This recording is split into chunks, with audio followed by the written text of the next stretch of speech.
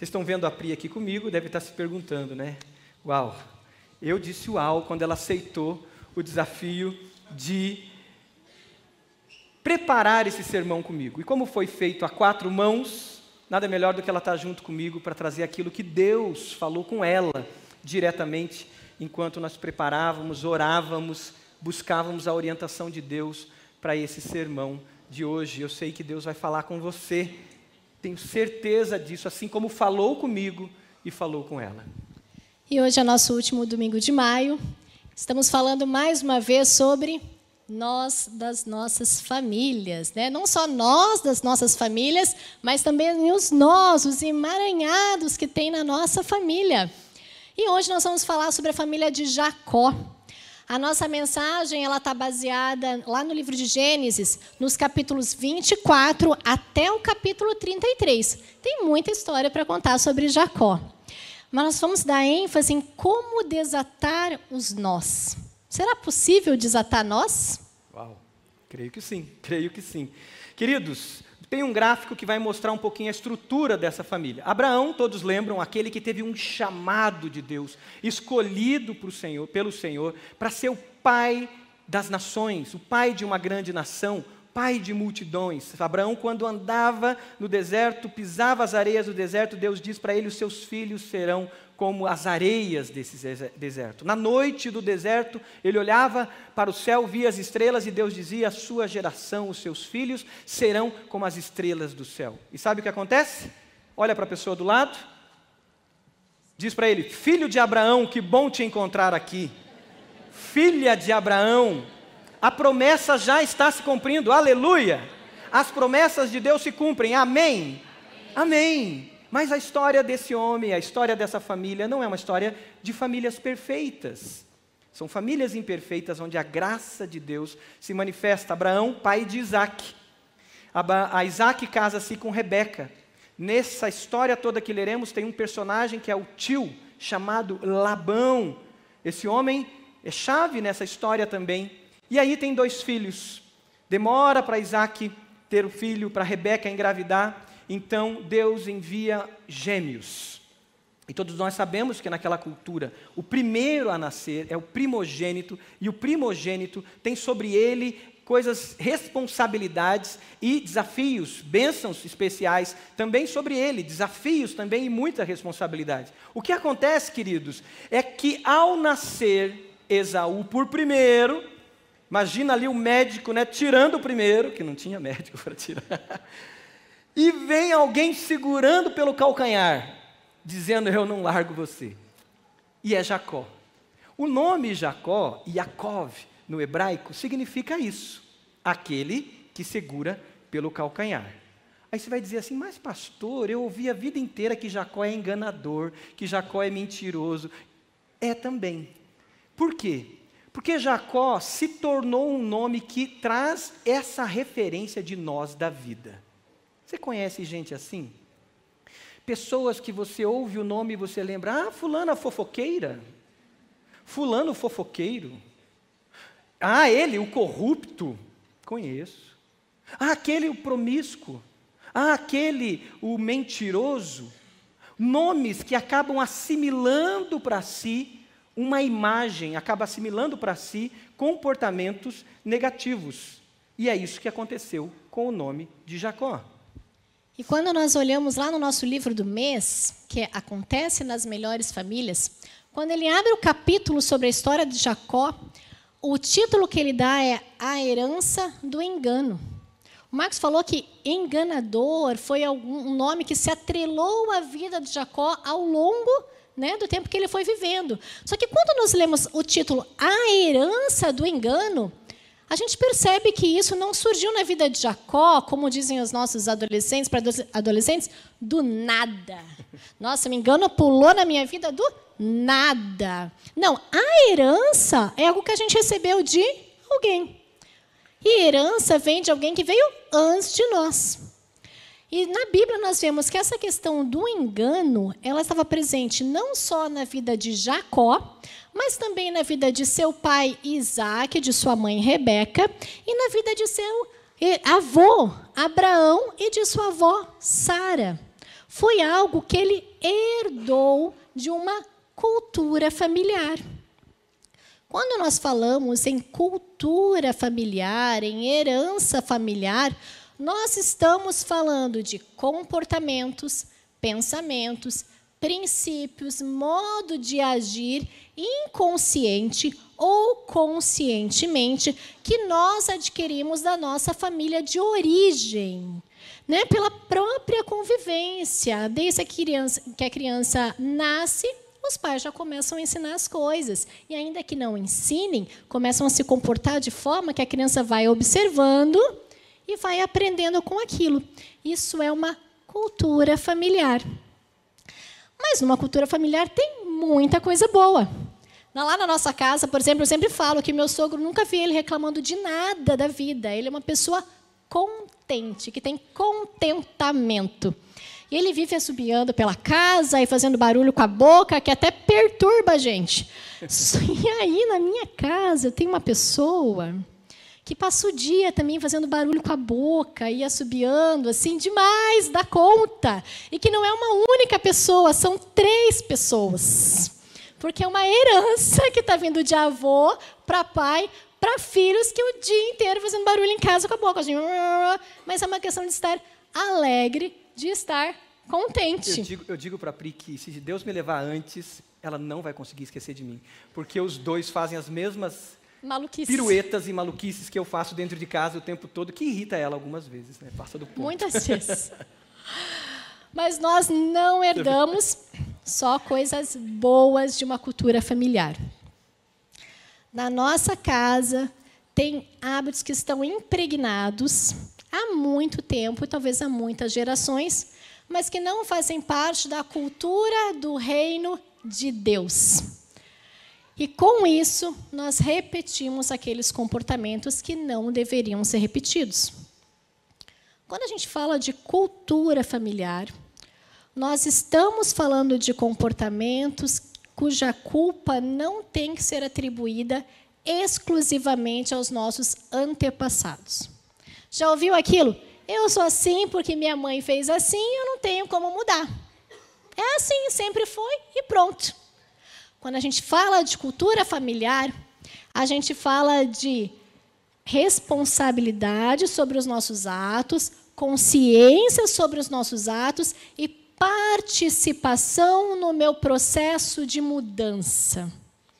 A mudança de um hábito errado, ela não acontece por conta de uma oração super poderosa. Eu vou lá e eu tenho que orar com o pastor Roberto Silvato. Ele vai mudar o meu hábito. Então, um pouco de um ritual mágico, né? Não é algo que muda instantaneamente. Mas essa mudança ela ocorre de forma contínua, com a assunção da nossa responsabilidade, por meio da leitura da palavra, da oração contínua, de um discipulado constante e do envolvimento com a família de Deus. Uma característica, algo que veio negativo nessa cultura deles, foi a mentira.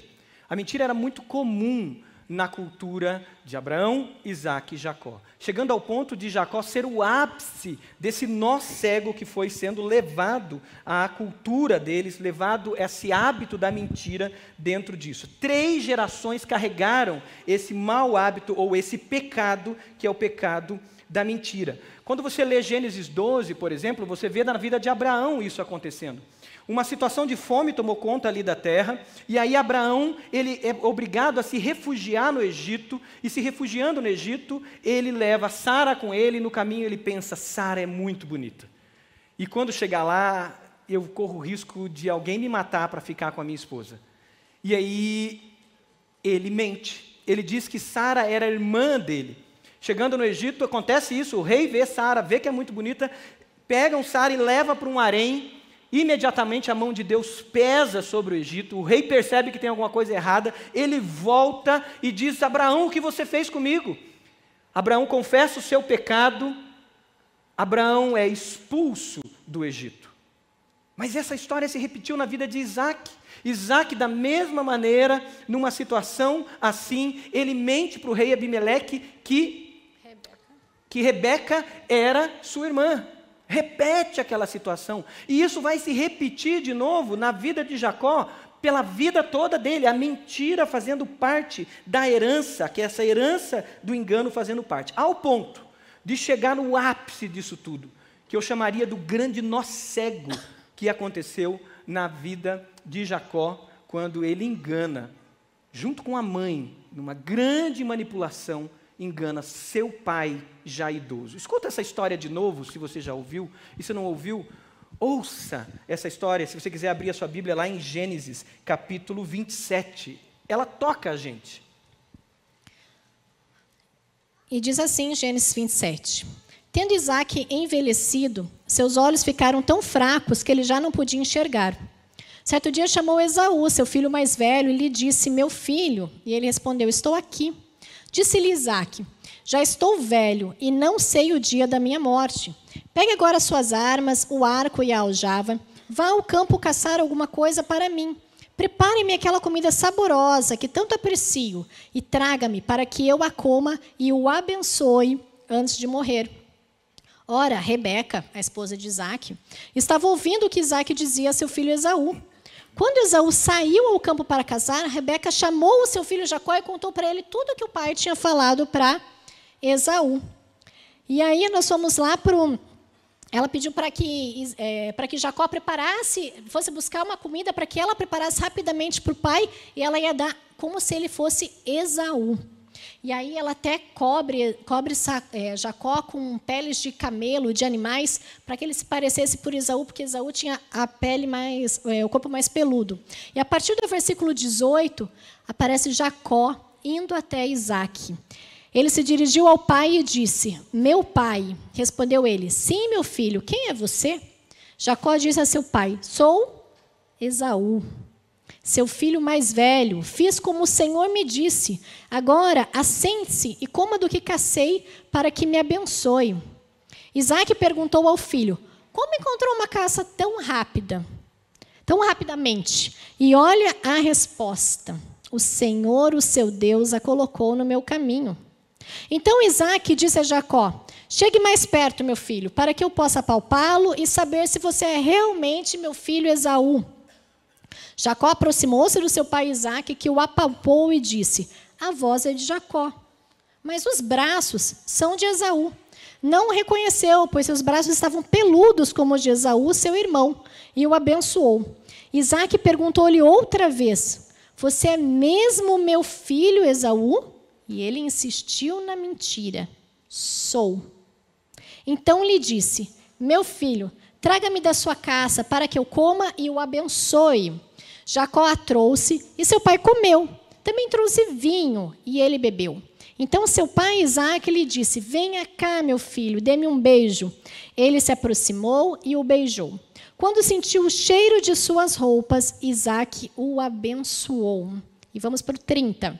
Quando Isaque acabou de abençoar Jacó, mal tendo ele saído da presença do pai, seu irmão Esaú chegou da caçada. Ele também preparou uma comida saborosa e a trouxe a seu pai e lhe disse, meu pai, levante-se, coma da minha caça, para que o Senhor me dê sua bênção. Perguntou-lhe seu pai Isaque, quem é você? Ele respondeu, sou Esaú, seu filho mais velho.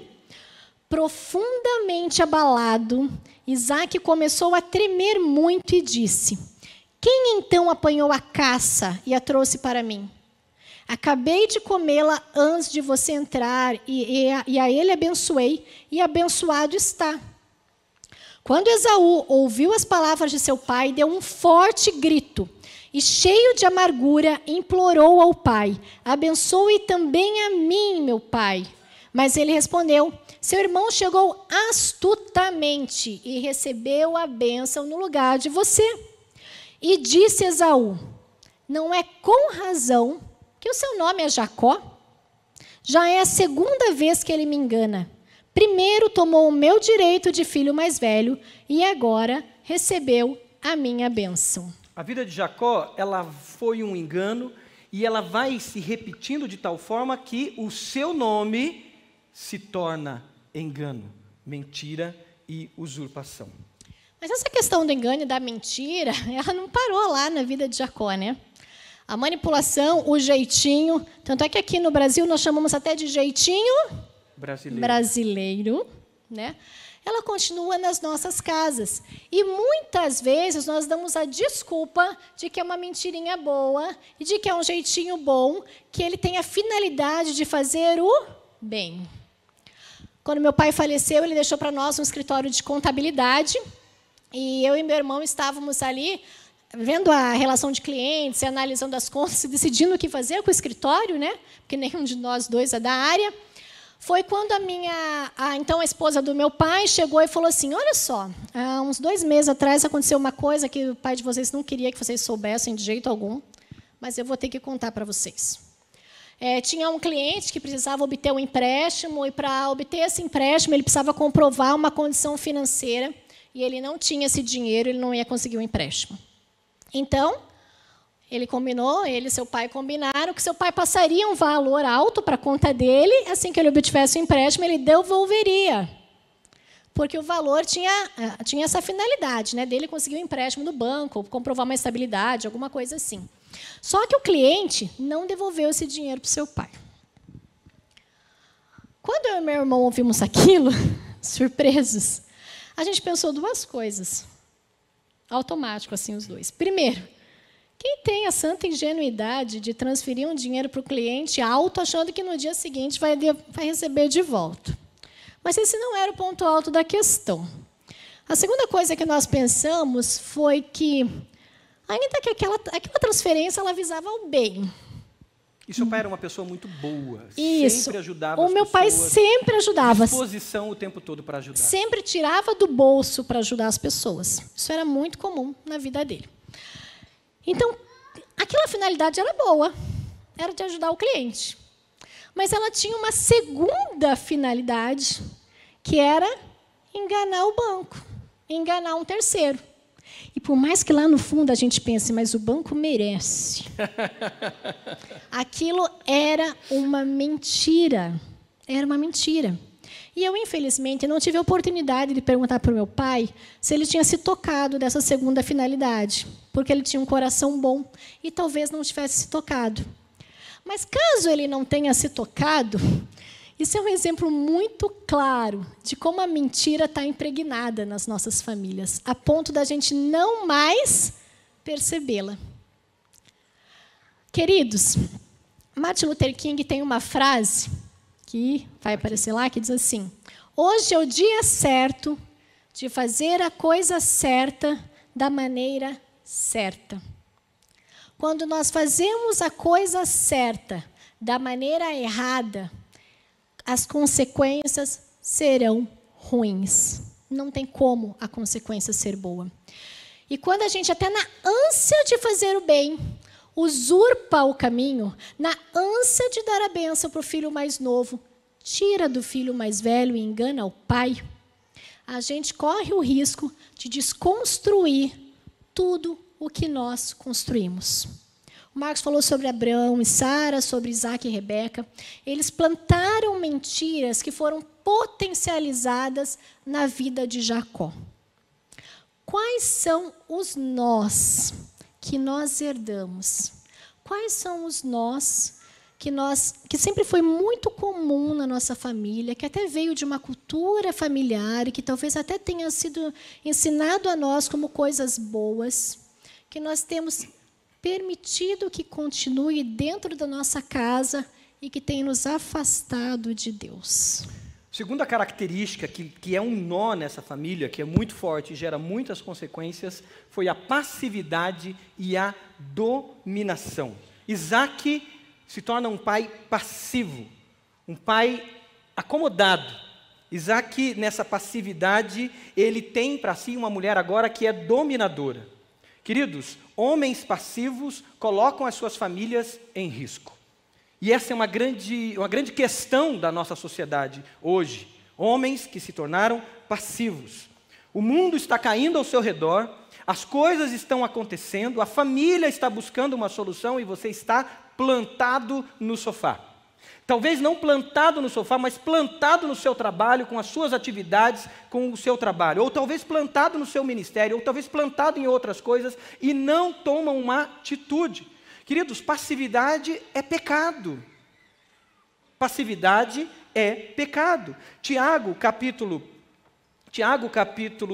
4, vai dizer: aquele que sabe fazer o bem e não o faz, comete pecado. Vamos ler junto esse versículo? Quem sabe que deve fazer o bem e não o faz, comete pecado. Tiago 4,17. Mais uma vez. Quem sabe que deve fazer o bem e não o faz, comete pecado. Tiago 4,17. É uma realidade. Mas para nós, maridos, é importante ter em mente o seguinte: passividade é uma coisa, o oposto da passividade não pode ser a dominação. E, infelizmente, muitos homens, quando saem da passividade como líderes de sua casa, começam a dominar, começam a impor. E, infelizmente, foi usado por muitas pessoas, versículos bíblicos, para legitimar machismo dentro de casa, para legitimar opressão dentro das casas e até violência dentro das casas. Mas Efésios capítulo 5, que é o texto que trata essa questão da liderança masculina, da família e sua estrutura, ele fala sobre uma liderança servil. Efésios capítulo 5, nesse ponto, o versículo anterior diz assim: sirvam uns aos outros. E após falar de servir uns aos outros, ele fala então da responsabilidade do homem, da responsabilidade do marido. A liderança do marido, segundo a palavra de Deus, ela deve ser como a liderança de Cristo.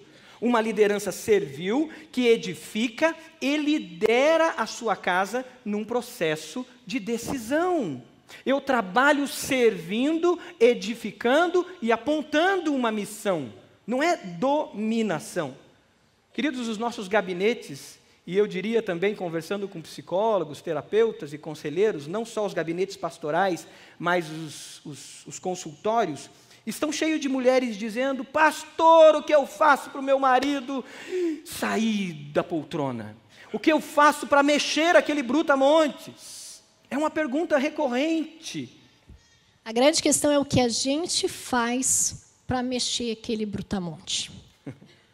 E quando a gente fala de brutamonte, a gente não está falando só de marido. A gente fala também de filho, de pai. O que nós, mulheres, temos feito para mexer os nossos brutamontes?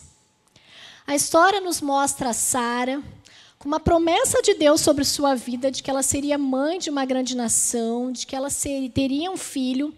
E ela se vendo velha, não acreditando que Deus tinha poder suficiente para cumprir sozinha a promessa dele, ela olha para Abraão e fala: ó, vai lá, é melhor você dormir com a minha serva e ter o filho, porque daqui não vai sair nada não. Deus prometeu, mas acho que ele se enganou o caminho para onde isso tinha que acontecer. A gente vê Rebeca com uma promessa de Deus de que Jacó ia ser próspero, de que ele seria abençoado. E ele olhando para aquela situação, vendo: não, mas pera lá, se Jacó vai ser abençoado, como é que Isaac foi dar a bênção sobre Esaú? Não, acho que Deus errou o caminho dessa bênção. Deixa eu dar um jeitinho aqui e enganar o meu marido e ele dar a bênção para quem Deus falou que ele tinha dar, porque ele está errado nisso. Nós, mulheres dominantes, quando vem a passividade de um brutamonte, quando vem que as coisas não acontecem, elas fazem acontecer. E o fazer acontecer também coloca em risco as famílias. Mulheres dominantes, o caminho para que a gente veja os nossos queridos indo em direção a Deus não é a dominação, mas a oração. O caminho para isso é crer na promessa do Senhor, é buscar ajuda a Deus, buscar ajuda na igreja e não a dominação. Como é difícil para nós mulheres termos paciência e nos controlarmos para não resolvermos o problema assim. Essa história de Isaac, de passividade, tem uma história.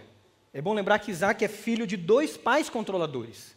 Abraão era um homem que levava a vida com mão de ferro e dominava Sara com mão de ferro, e Sara dominava também Abraão a partir da manipulação. Então era um nó cego no relacionamento de 2 dominadores. Isaac nasce com Abraão já muito velho e ele tem então um pai-avô. É o queridinho do papai. O caso da história de Isaac é tão interessante que Isaac demora para casar, já está com 40 anos em casa, sem casar, e não sei se isso acontece hoje em dia, mas aconteceu lá, né? 40 anos. Aconteceu só lá. Só lá. E aí, quem que vai arrumar casamento para o filhinho querido? Papai. Vai resolver o problema do filho. Queridinho, resolvendo o problema do filho. Essa história de vida é a história de vida de um homem inseguro, a história de Isaac. Aqui nós vemos um homem adulto que não se posiciona. Por isso que a palavra é para homens, independente se é pai, se é filho. Homens, se posicionem. Homens, rompam. Filhos de pais superprotetores geralmente se tornam pessoas inseguras ou agressivas. Em maio de 2021, nosso filho, com então 9 anos, chegou para mim e falou assim: mãe, ano que vem eu quero estudar num determinado colégio. Eu imediatamente falei para ele: não, meu filho, esse colégio, ele controla muitos alunos. Esse colégio tem muitas regras, é melhor não. E ele perturbou, e eu quero, e me põe no cursinho, e eu fui e matriculei a criaturinha no cursinho. E ele foi, estudou como nunca vi igual e passou. Foi aprovado. Com 9 anos, ele tomou a primeira grande decisão da vida dele. Escolheu o colégio que queria, estudou e ganhou a vaga. Só que a primeira grande decisão do meu filho, na vida dele, também foi a minha primeira grande não decisão. E eu fiquei com isso. Sabe o misto de sentimento? A felicidade, chorei quando vi o resultado e aquela coisa. Mas eu não queria ele num colégio que eu julgo tão dominador, tão rigoroso, tão assim. E os 2 primeiros meses do meu filho no colégio foram horríveis para mim. Eu deixava a vida dele horrível. Todos os dias eu perguntava: filho, como é que estão te tratando?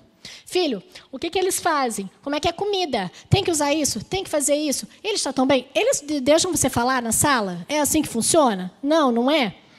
Eu transformei a vida do Piá num inferno. Até que um belo dia, do alto dos seus, então, 10 anos, ele chegou para mim e falou assim: mãe, é o seguinte, esse colégio não é rigoroso, como a senhora está falando.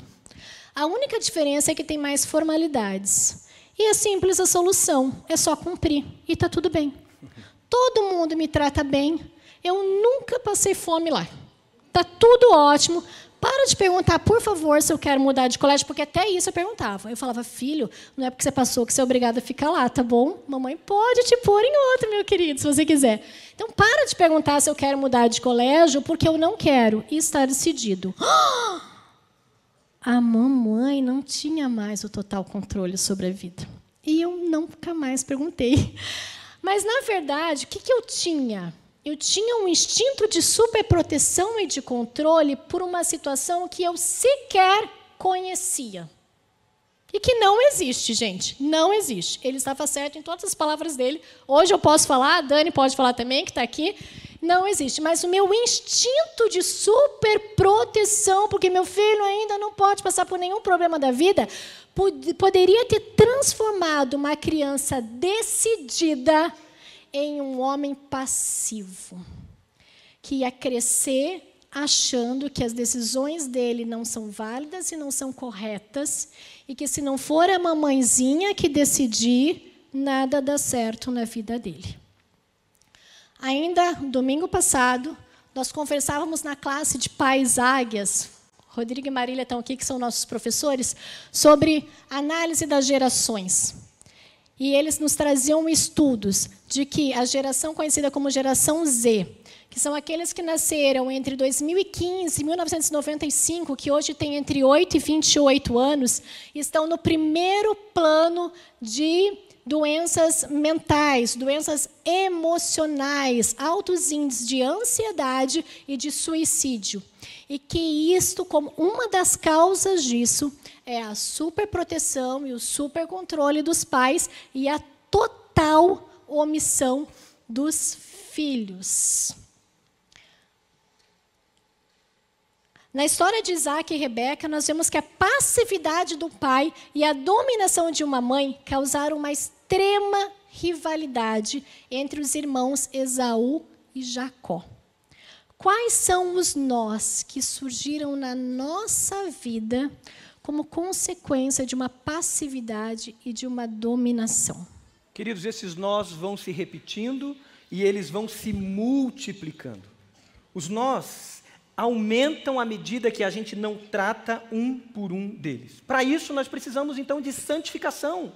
É um processo, não existem ritos mágicos, não existe o evento mágico, não existe o pastor ungidão, não existe essa coisa de que eu quebro essa maldição, não. O que existe é santificação. Você pode dizer comigo essa palavra? Santificação. E isso é um processo na nossa vida, um processo de libertação, que envolve sim a oração, que envolve o discipulado. Está aqui os homens que fazem parte dos discipulados de guerreiros, está aqui as mulheres que começaram um movimento agora com design divino e outros movimentos de discipulado. As mulheres há tantos anos têm investido em discipulado na nossa igreja. Está aqui os nossos pequenos grupos, é olho no olho, é convivência, é ombro a ombro para que a gente cresça. Do contrário, não existe processo mágico. Isso é mentira. Não caia nessa armadilha. Agora, nós não podemos retroceder.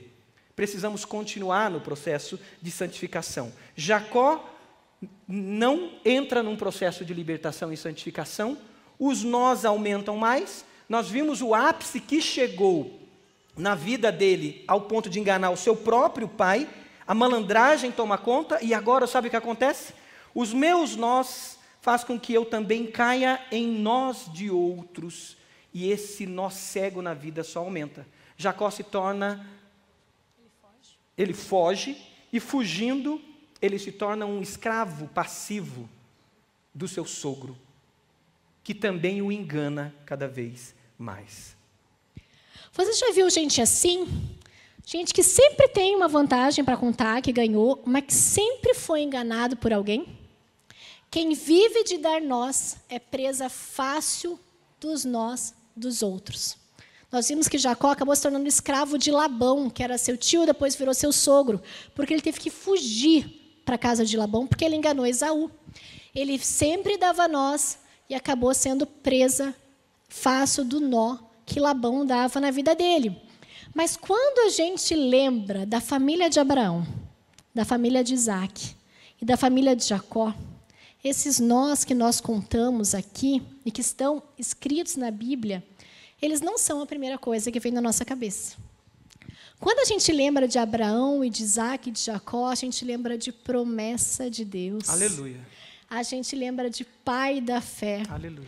A gente lembra daquele impressionante, infinito e ousado amor de Deus. Aleluia. Que destrói mentiras, que derruba muralhas, aleluia, que faz milagres. Aleluia. Então, a gente tem certeza que os nós podem ser desatados. E a gente vai falar um pouquinho agora sobre como desatar esses nós. O ousado amor de Deus nos alcança, queridos. A graça de Deus nos alcança, apesar das nossas famílias imperfeitas e apesar dos nós que nós temos. Pela fé, ele tem a opção, a possibilidade de romper os nós dele. E aí o capítulo 31 até o 33 de Gênesis mostra então o processo de cura, o processo de libertação, o processo de rompimento com esses nós na vida de Jacó. E sabe qual é a palavra inicial de Deus para ele? É volte. Volte. Essa é a palavra de Deus para ele. Gênesis 31, capítulo 31, versículo 3, o texto diz assim: o Senhor chega a Jacó e diz: volte. Volte para a terra de seus pais e de seus parentes, e eu estarei com você. Retorne, retorne às veredas antigas, retorne aos caminhos antigos, retroceda e arrume aquilo que foi estragado. Jacó, pare de fugir, pare de se esconder. Pare de fugir do seu irmão, pare de fugir da sua família, mas não só fugir deles, mas fugir de si mesmo, porque você perdeu a sua identidade. Talvez você, querido, querida, esteja numa situação assim, e a coisa se desandou de tal forma que você já não sabe mais quem você é. Você perde a noção da sua verdadeira identidade, porque os nós foram aumentando e aumentando. Voltar é arrependimento. Arrependimento é um chamado à conversão. encarar a realidade da sua história. Nós não podemos jogar para debaixo do tapete. Nós temos que encarar a realidade da nossa história. Quem eu me tornei. E Jacó agora precisa olhar para si mesmo quem ele se tornou. Queridos, isso é muito difícil. Nós fugimos disso o tempo todo. Admitir o nosso pecado, reconhecer a nossa fragilidade e a nossa miserabilidade. E aí, no desatar desses nós, a primeira coisa que Deus chama é: tome uma atitude, volte.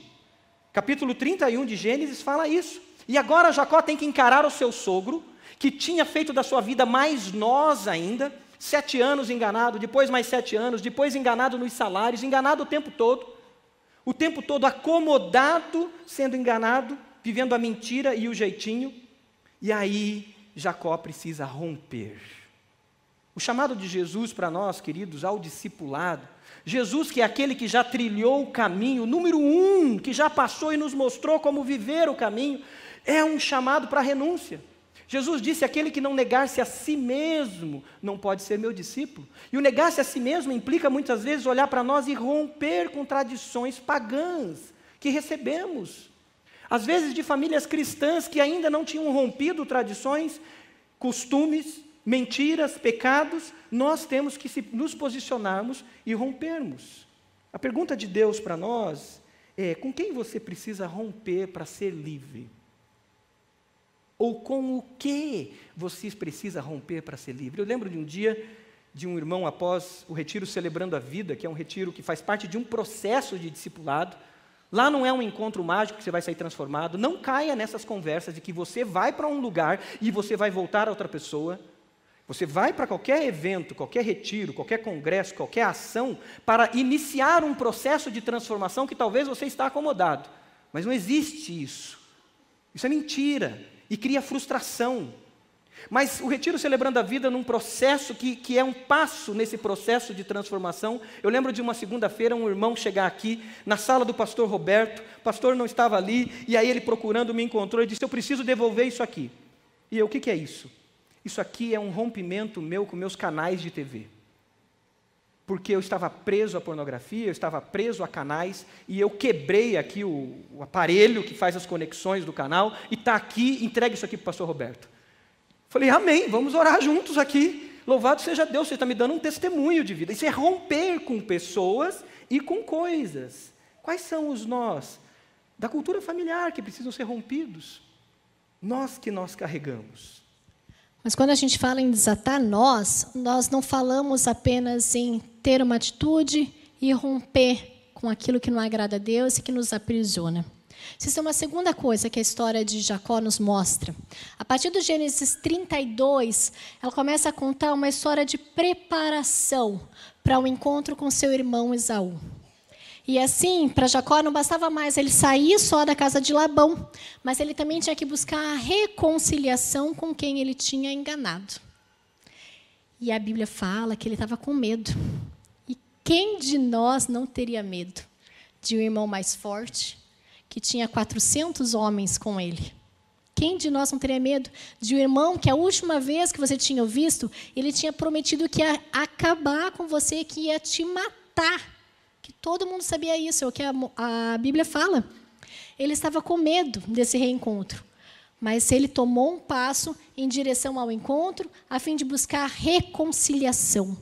E a Bíblia nos mostra que esse medo, ele não era só um medo físico, ele não era só o medo de virar prisioneiro de Esaú, ou de Esaú matá-lo, mas, na verdade, era um medo que envolvia sua alma e sua identidade, porque Jacó tinha usurpado a identidade do seu irmão, quando mentiu para o seu pai. Quando Jacó diz: eu sou Esaú, ele toma posse da identidade de Esaú. Assim, quando ele encontra com Esaú, não é Esaú que ele vê, seria um encontro consigo mesmo. Ele queria ter sido Esaú, ele queria estar no lugar de Esaú. O medo que ele tinha era um medo de encontrar-se consigo mesmo. Ver em Esaú era ver fisicamente o seu pecado. Sabe quando você encontra a pessoa que ofendeu e você tem vergonha? Vendo Esaú, ele fala: gente, eu pequei, eu o enganei, eu roubei dele o que ele tinha de mais precioso, que era a bênção do Pai antes da morte. O que o Espírito Santo tem mostrado para nós? Quais são as pessoas que, se nós encontrarmos, nós vamos ver o nosso pecado? Se nós encontrarmos, nós vamos lembrar do que a gente fez, do que a gente falou, nós vamos lembrar o que nós ofendemos. Ou quais são as pessoas que, quando nós encontrarmos, nós vamos lembrar que nós fomos ofendidos. Independente, queridos, da dor da ofensa, ou de quem veio a ofensa, a palavra de Deus nos chama a reconciliação. Esse é o segundo passo para nós desatarmos os nossos nós. É após essa atitude, é após essa visão clara que era necessário reconciliação com o outro, que Jacó busca em Deus o preparo para isso. Não é sair afoito para tentar resolver, mas agora Jacó, ele passa a sua família, Jaboque, ele vai para um espaço, e o texto lá em Gênesis 32, 22 em diante, diz que Jacó ficou sozinho. Queridos, como nós precisamos ficar sozinhos. A gente se esconde no nosso trabalho, a gente se esconde nas nossas conquistas, a gente se esconde, queridos, nos nossos afazeres, a gente se esconde no lazer, na nossa Netflix, no Amazon, nas séries, a gente se esconde nas nossas viagens, a gente se esconde, queridos, no nosso ministério, com hiperativismo. A gente se esconde para não ficar sozinho diante de Deus, mas o chamado de Deus é: tome uma atitude, saiba que você precisa se reconciliar, saiba que você precisa olho no olho com aquele que você teve um entrevero, e saiba que você precisa de mim, do meu poder, para que isso aconteça. Então Jacó fica sozinho diante de si mesmo e tem uma noite de luta. Quem já enfrentou essas lutas? Eu já disse isso várias vezes, para mim foram várias noites de luta contra o meu pecado. De eu sair do meu apartamento de madrugada, ir para um bosque, no meio do mato, dobrar os joelhos e gritar: Senhor, tem misericórdia de mim, eu não quero ser escravo do pecado. Senhor, eu estou me transformando numa pessoa que perde a identidade. E gritar por uma noite, por duas, por três, por várias noites, por chamar pastores e dizer: ora por mim, por chamar discipuladores e dizer: ora por mim, porque eu precisava romper. E para romper eu precisava estar sozinho eu precisava confessar, e confessando eu tinha que sentir a dor do que é o pecado em mim. Não podemos nos acomodar com o pecado, temos que buscar ajuda, temos que buscar o Senhor, um encontro com Deus. E é nesse encontro, queridos, que o anjo ou esse homem faz a pergunta a Jacó: como é que te chamas, Jacó? Como é que é teu nome? Ao perguntar o nome de Jacó, ele diz: me diz aí o que você virou. E Jacó responde não simplesmente um Yaakov, mas ele responde: enganador, mentiroso, eu me tornei isso. E depois dessa luta de oração, de busca, o anjo olha para ele e diz: você não vai se chamar mais Jacó, agora você vai se chamar Israel. Israel é príncipe, guerreiro. Um novo nome eu estou te dando, uma nova identidade. A partir daí é que Jacó sai e vai ao encontro do irmão. E algo lindo acontece ali, querido. Se você quiser abrir Gênesis 33 para encerrarmos, você vai ver nesse encontro um novo homem com atitudes totalmente novas. Sublinhe na sua Bíblia, Gênesis 33, alguns versículos que mostram isso. Porque é esse novo homem, essa nova mulher que Deus quer fazer em mim e você. Observe o que a Pri vai ler e vai sublinhando e vai dizendo: Jesus, eu tomo posse disso. Senhor, eu tomo posse disso na minha vida. Eu quero isso na minha vida. E eu gosto de ler imaginando a cena. Vocês conseguem imaginar a cena, visualizar isso? Quando Jacó olhou e viu que Esaú estava se aproximando com 400 homens, ele dividiu as crianças entre Lia, Raquel e as duas servas. Colocou as servas e seus filhos à frente, Lia e seus filhos depois, e Raquel com José por último. Ele mesmo passou à frente de todos. Posicionamento. Diga isso você mentalmente ou baixinho. Diga: Senhor, eu quero posicionamento. Não quero ser passivo. Diga você sozinha, sozinho: eu quero me colocar à frente. Não quero me esconder mais. Ele mesmo passou à frente de todos, aproximou-se do seu irmão e curvou-se até o chão 7 vezes. Humildade. Diga isso para o Senhor aí você. Diga: Senhor, me dá humildade. Me faz espírito de servo. Diga isso ao Senhor. Mas Esaú correu ao encontro de Jacó e abraçou-se a seu pescoço e o beijou. E eles choraram. Então Esaú ergueu o olhar e viu as mulheres e as crianças e perguntou: quem são esses? Jacó respondeu: são os filhos que Deus concedeu ao teu servo. Servo. Nesse momento Jacó se coloca como servo. Diga isso: Senhor, eu quero ser serva. Eu quero ser serva na minha casa, serva com meu esposo, eu quero ser servo com meu pai, eu quero ser serva com os meus amigos. Diga: eu quero ser servo da minha esposa, eu quero ser servo dos meus filhos. Me dá essa identidade de servo. Então as servas e os seus filhos se aproximaram e se curvaram. Depois Lia e os seus filhos vieram e se curvaram. Por último chegaram José e Raquel e também se curvaram. Aqui acho que houve uma mudança de cultura familiar. A cultura toda mudou. Diga isso, Senhor, eu quero uma nova cultura na minha família, Senhor. Esaú perguntou: o que você pretende com todos os rebanhos que encontrei pelo caminho? E Jacó respondeu: ser recebido por ti, meu irmão. Disse, porém, Esaú, e olha a reconciliação e o perdão: eu já tenho muito, meu irmão, guarde para você o que é seu. Mas Jacó insistiu: não, se te agradaste de mim, aceita esse presente de minha parte, porque ver a tua face, meu irmão, é como contemplar a face de Deus. Você pode fechar seus olhos? Ver a face do outro é como contemplar a face de Deus. O chamado do Senhor hoje para resgatar e fortalecer a sua identidade como filha de Deus e filho de Deus é: não fuja mais. Olhe para a face da sua esposa, para a face do seu esposo. Olhe para a face da sua mãe, para a face do seu pai. Olhe para a face dos seus tios. Olhe para a face daqueles que te ofenderam, daqueles que te machucaram. Olhe para a face daqueles que você ofendeu e que te machucou e diga: Senhor, tira de mim toda a amargura, tira de mim todo o rancor, tira de mim todo o peso e faz-me ver a tua face. Faz-me ver a tua face, Senhor. Quais são os nós que o Espírito Santo trouxe para você, que você precisa colocar diante de Deus e dizer: Senhor, me dá essa nova cultura familiar, Senhor. Me dá, Senhor, esse coração humilde.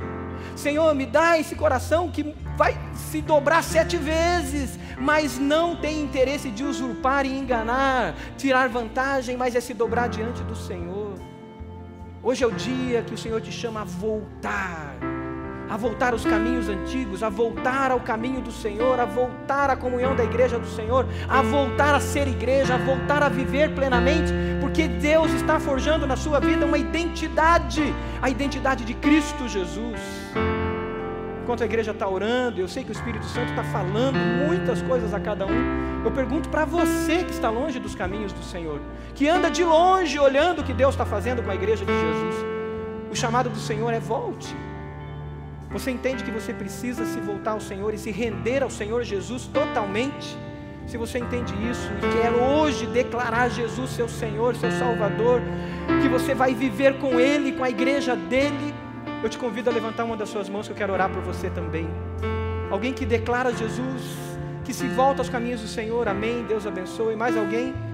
Amém, lá atrás, Deus abençoe, querida, em nome de Jesus. Mais alguém? Levante uma das suas mãos dizendo: eu quero voltar, eu quero estar. Amém, querido, Deus abençoe, querida. Louvado seja Deus. Eu quero estar no caminho, eu quero estar nesse caminho de crescimento, eu quero crescer dia a dia, ser transformado. Amém, querida, Deus abençoe. Eu quero ser renovado à imagem de Cristo, rompendo os nós, desatando os nós, vivendo vida e vida plena. Mais alguém? Dá esse passo público dizendo: eu quero isso na minha vida, e eu vou agarrar Jesus. Amém, querida, eu vou agarrar e vou lutar dia e noite, eu não vou retroceder. Pode abaixar, querida, Deus abençoe. Louvado seja Deus. Amém, querida, Deus abençoe. Amém, Deus abençoe. Vamos nos colocar de pé. Enquanto nós cantamos essa canção, eu quero te convidar a vir aqui à frente e dobrar os seus joelhos. como um passo de fé, aonde você sai da passividade e diz: eu quero avançar, não vou retroceder. Enquanto cantamos essa canção, vem à frente e dobre seus joelhos e vamos declarar isso, porque esse amor de Deus nos alcançou para nos transformar, para nos dar vida nova. Faça isso, vem em nome de Jesus, dê esse passo de fé. Impressionante, infinito, ousado amor de Deus. Os pastores vão estar aqui, não descansa, quase 99. Amém. Se uma se perder, pode vir, querido. não posso comprá-lo, nem merecê-lo. Mesmo assim se entregou. Oh, impressionante, infinito, ousado amor. Diga: eu rompo com a passividade, eu rompo com os nós, eu rompo com aquilo que não faz eu crescer, eu viver a minha identidade em Cristo Jesus. Eu rompo em nome de Jesus, no poder do nome de Jesus. Declare nova vida sobre a sua vida. Eu quero ser igreja, diga isso. Eu quero crescer com a igreja de Jesus. Estenda suas mãos para cá, coloque uma mão no seu coração e vamos orar juntos. Senhor, é isso que nós queremos viver, Pai. Viver um novo tempo na sua presença. Deus, não deixa que os nós que herdamos, Pai, eles tomem conta de nós e nos leve a viver outros nós. Pai, tira de nós tudo isso, Senhor. Nos dá a mente de Cristo, a mentalidade de Cristo, a mentalidade de líder servo, a mentalidade do serviço, a mentalidade da humildade, a mentalidade, Senhor, de paciência e esperar o tempo do Senhor. Nos dá, Pai, a perseverança, nos dá, Senhor, a convicção que o Senhor é o Senhor da história. Senhor, em nome de Jesus, como igreja do Senhor, estendendo as nossas mãos sobre cada um aqui, com a nossa mão no coração, nós dizemos: desata os nós das nossas vidas. Revela, Senhor, se existe nós nas nossas vidas, para que o Senhor mesmo venha romper, Senhor. E nós pedimos a bênção sobre esses que declaram publicamente Jesus, esses que dizem: eu quero liberdade, eu quero crescer a imagem de Jesus, eu não quero dar jeitinho, eu não quero viver na mentira. O meu nome tem que ser príncipe, tem que ser princesa, tem que ser príncipe guerreiro, tem que ser princesa guerreira. O meu nome tem que ser o nome de Cristo, o nome de Jesus cunhado em mim. Faz isso, Senhor, e nós pedimos essa bênção do Senhor, para que como igreja do Senhor sejamos transformados à imagem de Jesus, porque nós não andamos pelas nossas forças, mas andamos no seu poder e sob o nome de Jesus. E a igreja diz: amém e amém. Exalte ao Senhor.